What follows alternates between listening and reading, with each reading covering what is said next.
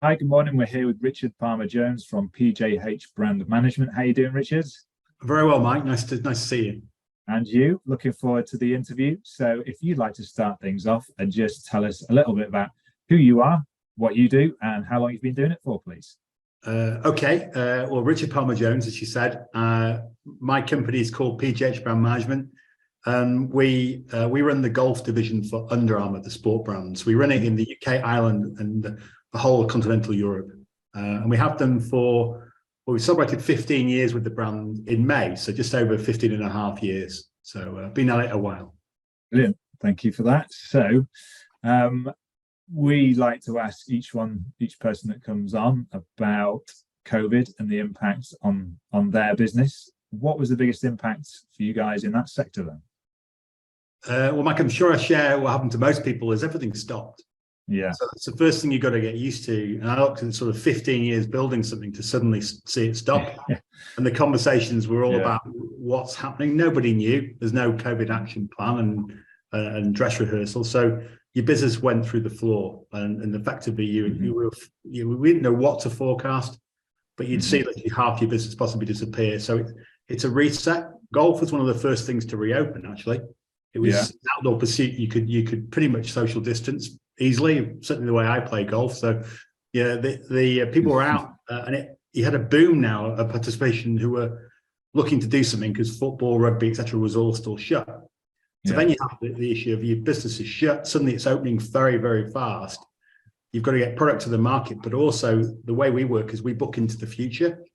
So as we sit here in November 28th, this year, 22, we've already put in place Spring 24's product collection. We begin forecasting to the factory. So we're forecasting a long way in advance to get capacity. So yeah, the added thing with COVID is it's shut, it's reopened, a lot of demand, but what will it look like in a year's time? Because if you don't get it right, you'll either have too little, lose opportunity, or too much. And inventory tends to be a killer in any business where you have too much and to sort of degrade the brand. So challenge of closure, but also challenge of now it's reopened, what will the future look like? And there's no crystal ball. So that was a real challenge of the pandemic, and it's still ongoing, quite frankly. So yeah, it's still around. I bet. Were there any actions you took as a business that you were forced to make that ultimately you stuck with because you found they may have been an improvement or a better way of working? Yeah, that's a really, really good question. Yeah, we did, because it's the sales market we worked in was quite traditional, and I've been in it 23 years now, and it tended to be you bring your wares in to show people and say, what do you think? And you write an order. So traditional sales process, which happens across many different categories of sales.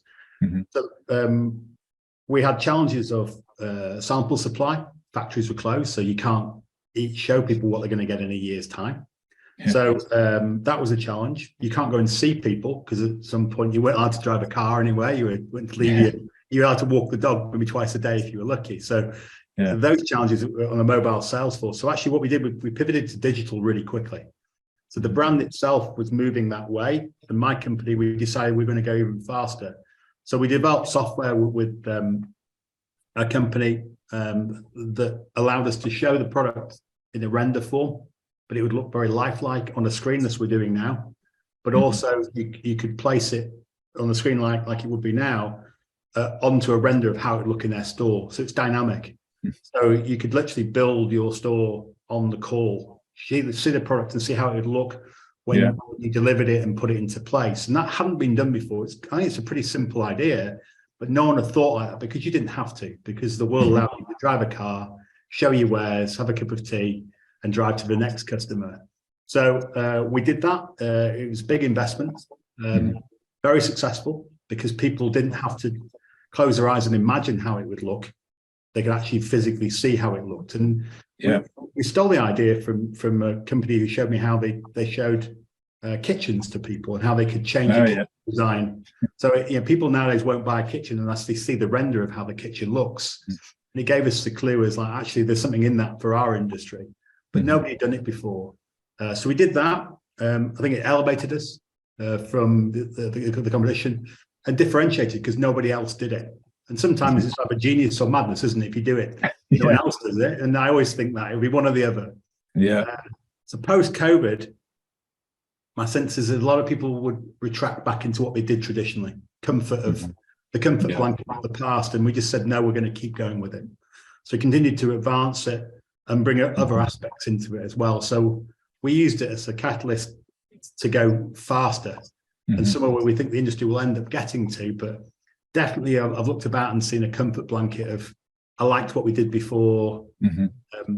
I will go back to that. And this doesn't mean that the personal element disappears, but it allowed me to challenge the sales process. And I felt it was very one-dimensional, Mike. It tends to be, I show you something and we shake hands or sign on the line. Yeah, I think the sales process is much more than that. That's just one facet of it. And this allowed us to build a whole process around it. So I think without COVID, we wouldn't have got there as fast. People had to accept the fact that things like Zoom didn't really trend at that time. If I told people, let's have a Zoom meeting, they go, why won't you come and see me? And now, it's very, very normal to be speaking to people all over the country, possibly all over the world in one day, as opposed to days and days and weeks of travel. You can cover the globe in a matter of hours. So COVID, it did a lot of good in terms of allowing you to push things forward quicker. Yeah, it's definitely advanced the technological side of things a fair few years across a number of industries. So I love the sound of that in terms of the innovation that you're using to help improve the sales process. I imagine there's a lot of cost saving. I mean, I know you've invested in it, but in terms of a return on investment over the years, without the travel costs and things like that, it all start to claw it back for you. Yeah. Brilliant. Thank you for that. So, what does the future look like for you? You mentioned the crystal ball earlier. I know no one has a crystal ball, and obviously you plan to what you can foresee or try and predict. What does the future look like for you, and what are the main challenges ahead? Another good one, Mike, because it's very turbulent right now in the economy. We think unprecedented is overused, but literally every year something else is happening now that's challenging the elements of the norm.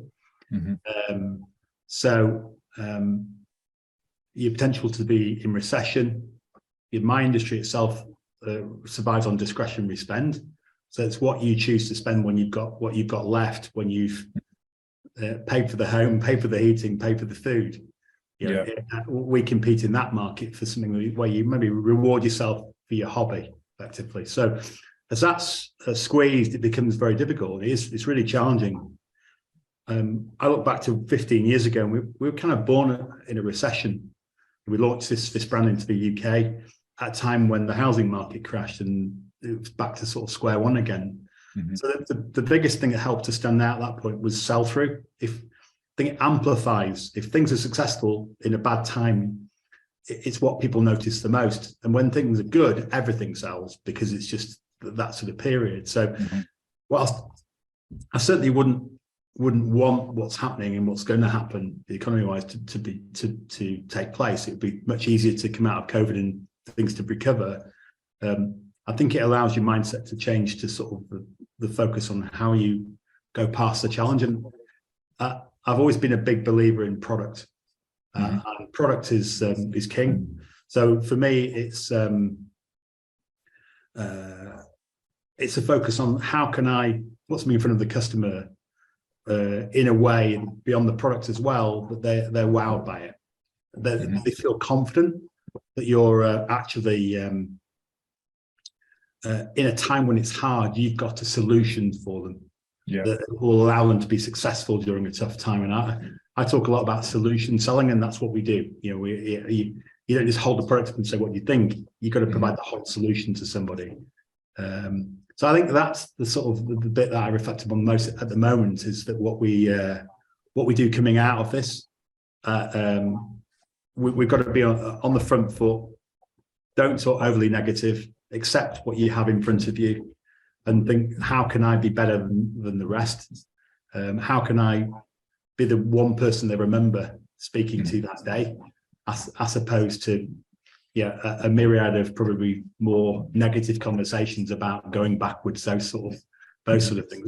It doesn't mean it's going to be easy, but I think if you go in with it with a view that you can provide a solution that will be successful, that's a much healthier way to approach a difficult time. Definitely. Some good insight there into your thinking and the way of you running your business, I think there.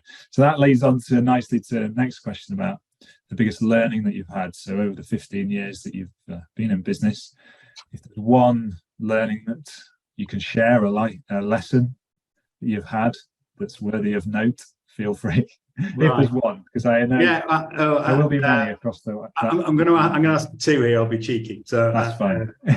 You allow you that. But a big thing I really believe in is taking time to invest in the people, the person around you, and that often is verbal communication, but speaking and really actively listening.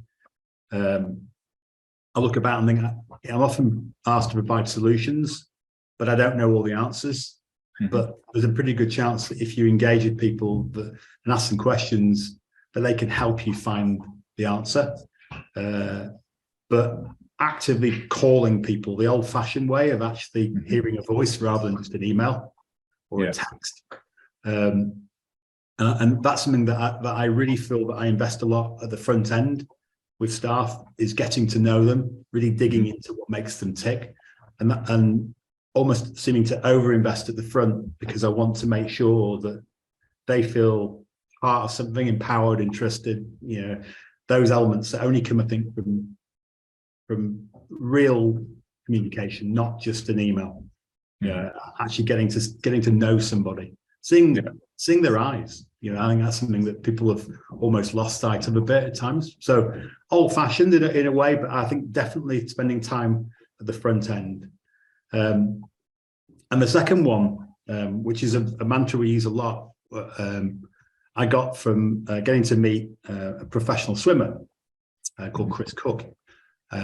So Chris was a GB athlete, a breaststroker, and part of a GB performance program where he was deemed to, I would say, underperform, never quite achieve what he thought he could achieve. And they got to a pivotal point in his career when he asked the question, the why question. And they really drilled into it, his team, and they came up with this theory called 2 lengths of the pool. And it was because his job was to swim 2 lengths of the pool as fast as he could.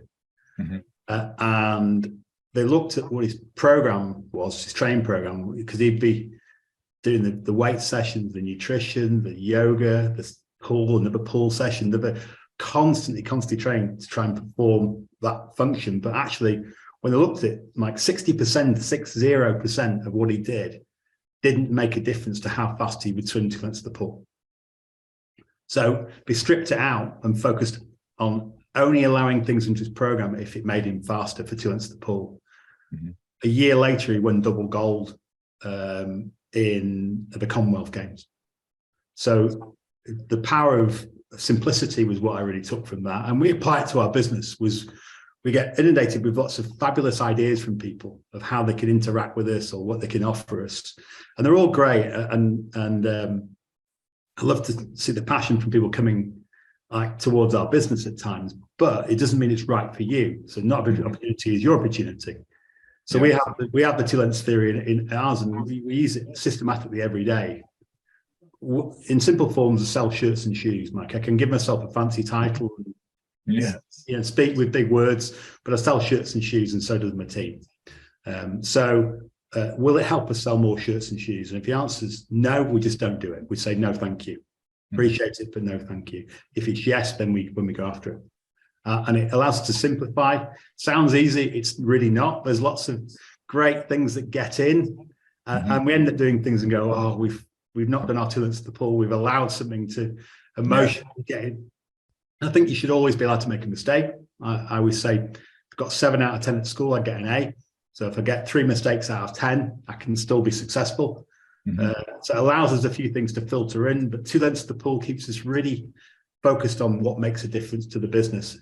And you end up thinking during that day, I've achieved something that helps my business sell more shirts and shoes, which is what we're here for, as opposed to finishing the day thinking, what have I actually achieved today? I've done lots of stuff.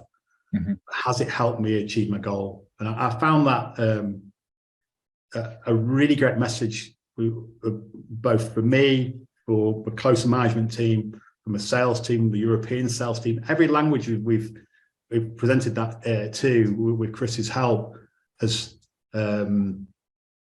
understood it, and it's helped them go away and sort of challenge, is my inbox someone else's inbox? Is it really, those sort of things. So I found that really useful. So, the speaking part, know the person, but then how can you stay on track? Because you can be pulled different directions all the time. And I used to do an annual spring clean, Mike. I used to say, write it on the board. What do we do? Put a line through things that we shouldn't be doing. But I let a year's worth of junk build up before I cleansed it. And the toilets to pull out, you just stop it building up. So that's something that I truly have found useful to my business. Brilliant shares. Thank you very much. There's a couple of things that spring to mind there. Bright, shiny object syndrome. Yes. Lots of things. Oh, this is new, and this is, and then which way are we going with it? And getting clarity is one of the key things in business. It's often one of the hardest things to achieve, or in communication as well. And having that simplicity, it's not easy, but it's vital, really. Absolutely not easy, and I wouldn't say I'm good at it by a long way. But every day I think about, like, will it make the difference? And it just helps me get a bit more focused. But bright shiny is a really good. I'll use that one too, Mike, as well.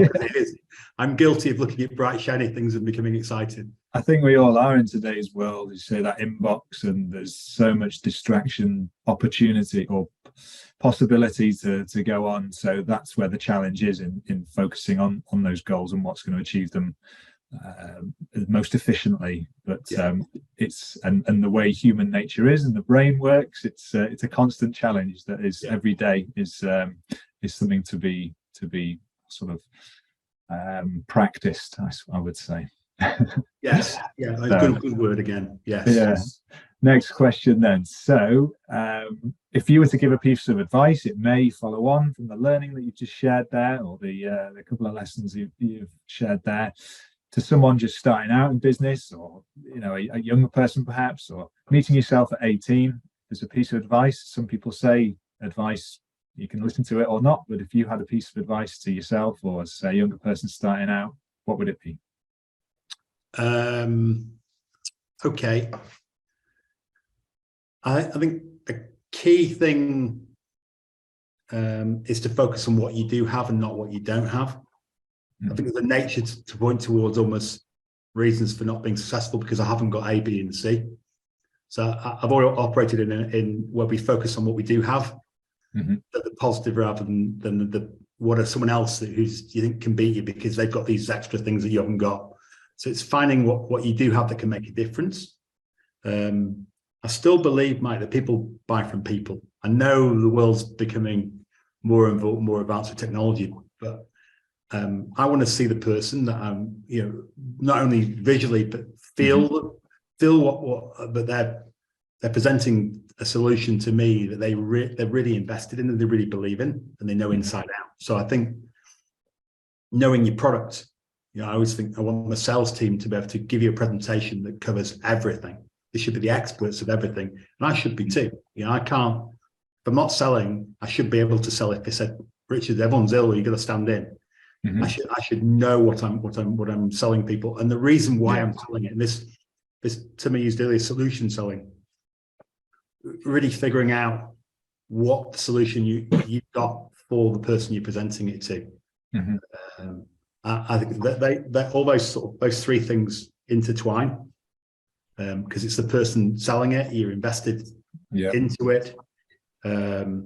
It's what I do have, and it's why it's important to you. And I think at times people forget, I guess their why, the why them, but rather than someone else.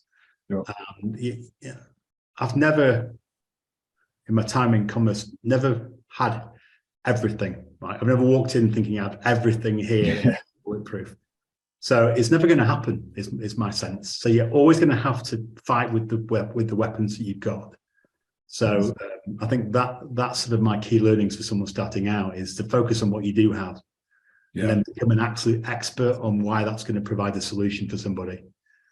So that when they're listening to you, they're going, yeah, he's thought about my business, or she's thought about my business.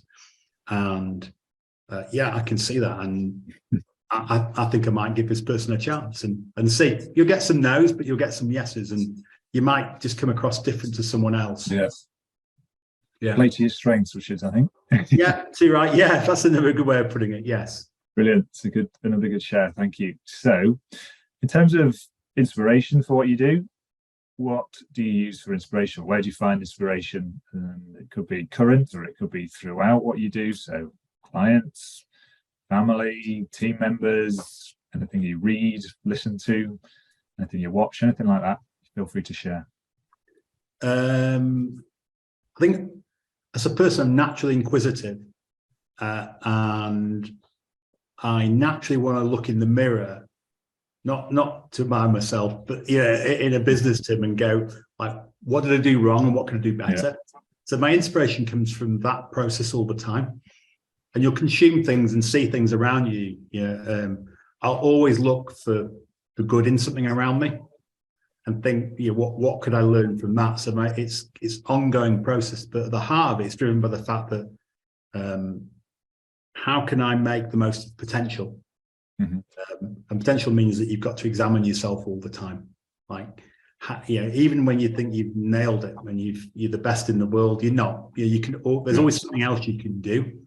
And the moment we talked about becoming number one in our category a few years ago, and that we wouldn't spend time looking in the mirror and admiring ourselves. It was about, how do we keep running faster?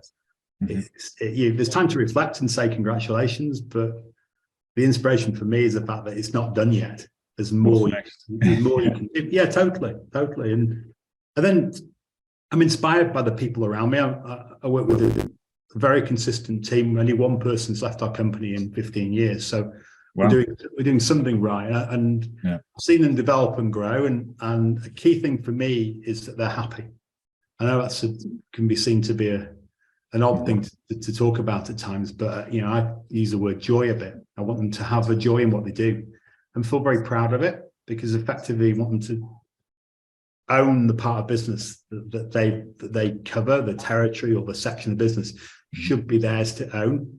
They're empowered and trusted to own it.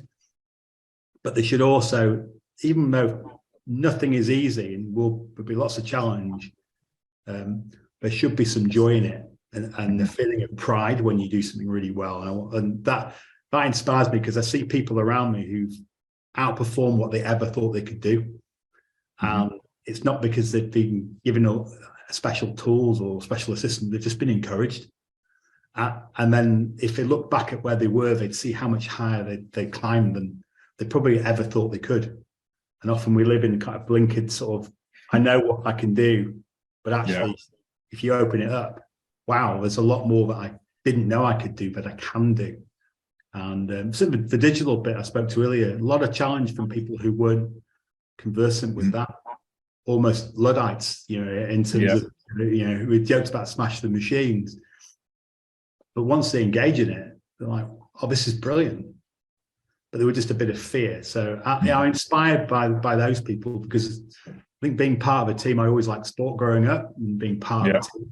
And in business, it's we'll only achieve it if we all achieve it. Yeah, that's the mantra. Is no one left behind. I guess we inspire each other. But always conversation you have with people. There's always someone in the team who's got a great idea or a great thought. They see something, and that communication bit I spoke about was, if I call them to speak to them, it's going to be an hour, because I want to talk to them. I want to hear what they've got to say. I've got questions I want them to give me their thoughts on, and sort of curate it into an ultimate solution. So I'm very lucky. Great team. Excellent. Sounds like you feed off that as well, and that helps most definitely your growth as well. Yeah. Fantastic. Thanks for that share. So lastly, if there's sometimes we ask if there's offers or promotions, or it may simply be latest news around what you're up to. if you'd like to share or direct people to anywhere as to finding out a little bit more about what you do, or where we can access things that you're up to. Okay, well, we're a business-to-business wholesale business. So typically, the products that we sell, the shirts and shoes, will appear in a store somewhere. Someone's introduced, they'll appear. So I guess all I go is thank them if they choose to buy a product. I think they're making a great decision if they do, the best decision. I'm clearly very biased, but Under Armour's got great information on their own websites about underarmour.com. And there's a great history of the brand because it came from one person's vision for their American football player at college. I don't know if you know this story, but underneath feel free to all share the armour that you have in football, he would wear cotton t-shirts. Every player would, and it was swelteringly hot in Maryland where he was at college. So incredible humidity. You literally, I've been there when I fill the car with petrol, and you're dripping in perspiration just doing that because it's so intense. So he looked at this massive pile of white t-shirts building on the sidelines, which would need to go off and be washed and ironed and brought back for the next practice, and thought there must be something better than this. So he researched the compression market, what it could do if you compress your muscles, and went to the New York markets and got hosiery material to stitch it into a stretchy t-shirt. And that's where Under Armour was born. So he built the first white t-shirt in a performance fabric that moved moisture from the inside to the out. Didn't stay damp like cotton likes to attract. It moved moisture to the outside, and he built it from that. So actually, when you dig into the story of where the brand name came from, and it actually came from one person in 1996, had a great idea. So a really simple idea, Mike. You think of he's an American college American footballer, and he just saw a problem and provided a solution, and now he's built a $5.5 billion business from one t-shirt sideline. It is, I think it's an incredible story. Simple idea. Yeah, very personal. So I think if people want to learn a bit more, learning that backstory, probably someone tell it much better than I can, but it's one that is still a driving force in the business. Yeah. In a massive part in driving the brand forward. And you can see he's still enthusiastic now. He still sees opportunity and wants to go after it and encourage people to sort of stretch themselves. So I guess that's what I pass across on Under Armour would be. There's a great story behind a logo and a name. Brilliant. Yeah. Thanks, Richard. That's absolutely great. It's been an absolute pleasure talking to you. Thank you very much for sharing all those lessons and that insight. And I wish you all the best for the next 15 years. Thank you very much, Mike. Yeah. Cheers.